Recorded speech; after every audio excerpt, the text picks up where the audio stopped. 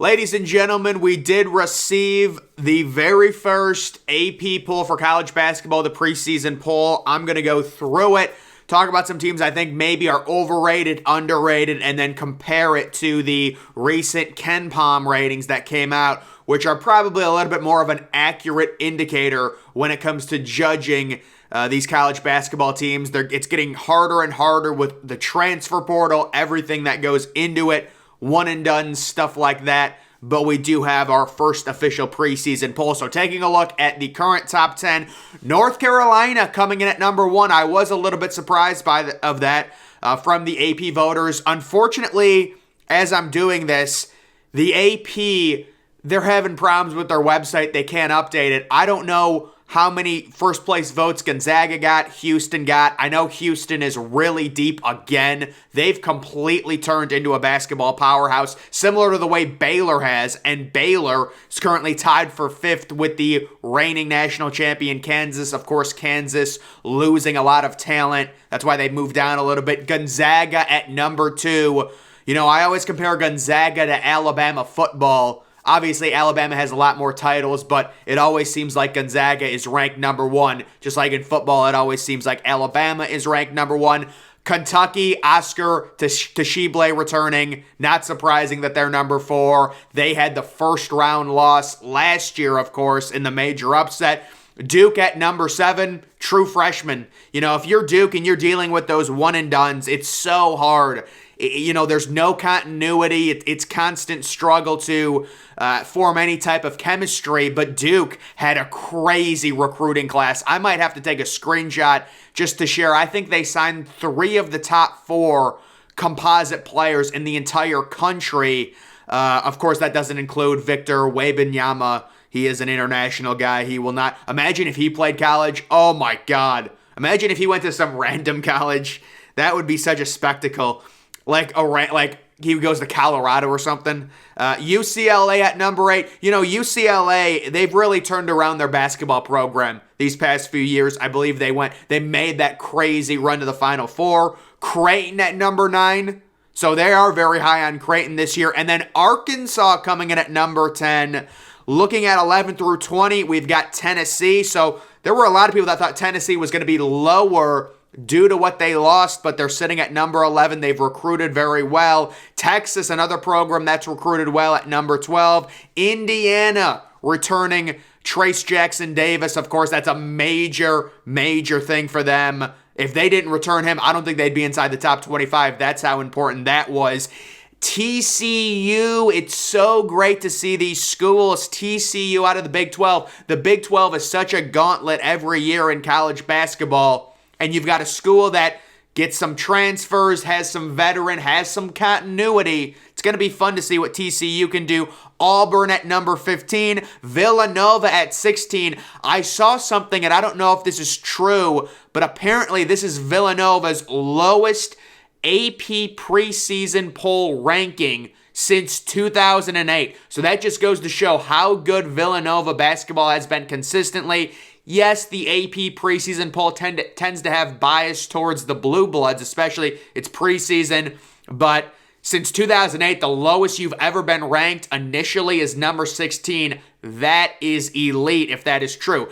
Arizona at number 17. Virginia comes in at number 18. They're always great defense, horrible offense, of course. San Diego State, another school. San Diego State right now, according to a lot of metrics, the number 1 defense in college basketball. According to a number of metrics, really bad on offense, really good on defense.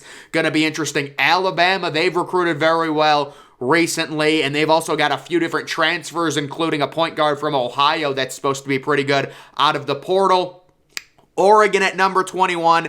Michigan returning Hunter Dickinson. They're coming in at number 22. Very critical. Michigan, that's really the only big player Michigan has returning. If he would have left, they would be outside of the top 25. Illinois comes in at number 23. They're ranked in the preseason poll for the 3rd straight year. That hasn't happened since, I believe, 2004 to 2006 for the Illini.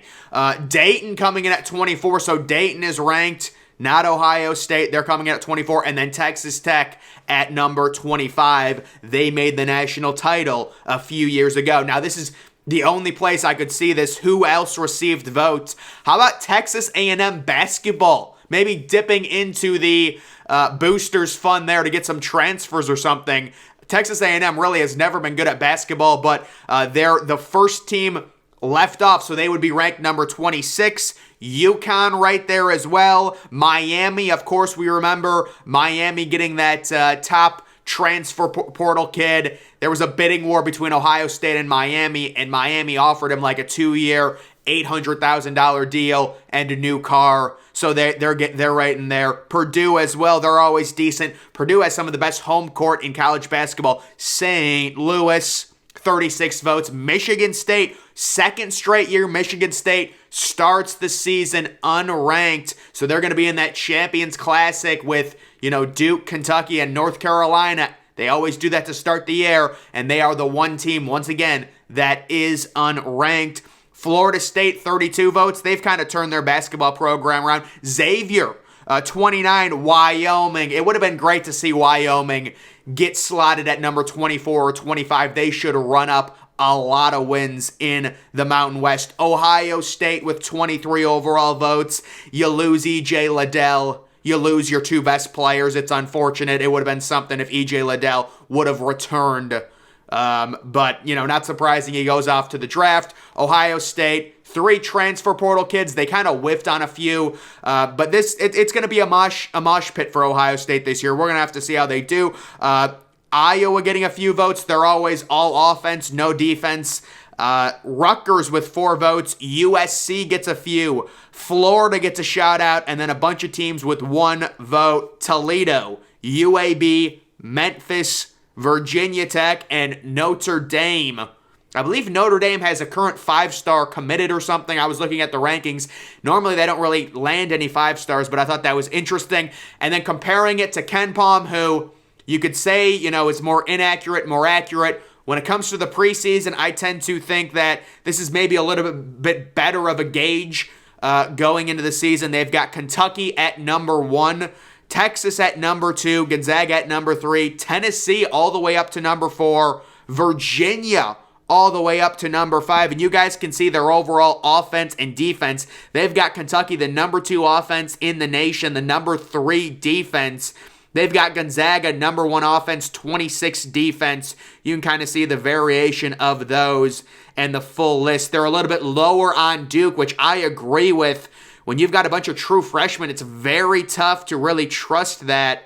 And they like Indiana a little bit more, UCLA, Arizona, North Carolina, all the way down at number 9. I would definitely have I would definitely have North Carolina inside my top 5 at this point, but I would not have them at number 1. It's tough to bet against Gonzaga right now when it comes to number 1. But again, it's very early. This is kind of like college football. Actually, it's a lot more of a crapshoot than college football. We pretty much know the top 4 or 5 teams with college football. This is a total crapshoot. We will see what ends up happening this season. But the actual first AP poll for week 1 is not getting released until like from a month from now or something. I think November 14th, because the season starts on November 7th with basically everyone playing, I think, or most teams start that, I think it's a Tuesday, and you get all, you know what, I love the early season matchups when they face like Division II schools. It is amazing to see that. It's like non-Division I games where a Division I team faces like a Division III team, and the score is always like 130-50. It's amazing. And then the other thing I like looking at when you got all these rankings and they rank all the Division I teams in college basketball, who is the worst team in college basketball? The 2 teams that always stand out to me, Chicago State, and they're actually not the worst team according to KenPom, and Mississippi Valley State.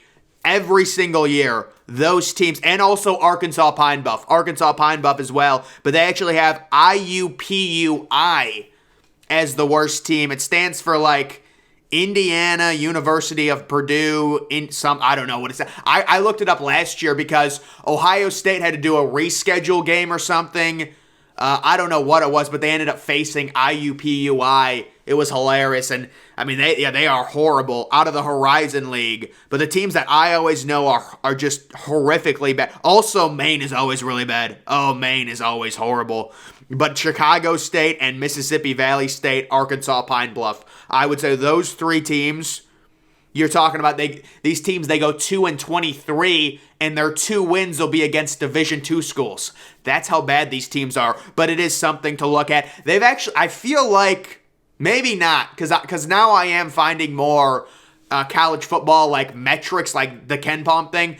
I really wish Ken Palm could do like a football version of it or something, but they do have a lot. But there's just so many college basketball metrics. You've got the bracket matrix, you've got different rankings that I follow to where you can see the projected chance your team has to win any game. I don't know if ESPN's BPI has come out for college. I don't think it has, because I would have seen that, I believe, but it's probably coming out in the next week or so, where they're going to unveil that and get all the rankings for each team. At least for the preseason. But guys, that is going to do it for this video. Make sure you're following me on Twitter. Link to that's always in the description. I'm, of course, the Depressed Ginger. Thank you for watching.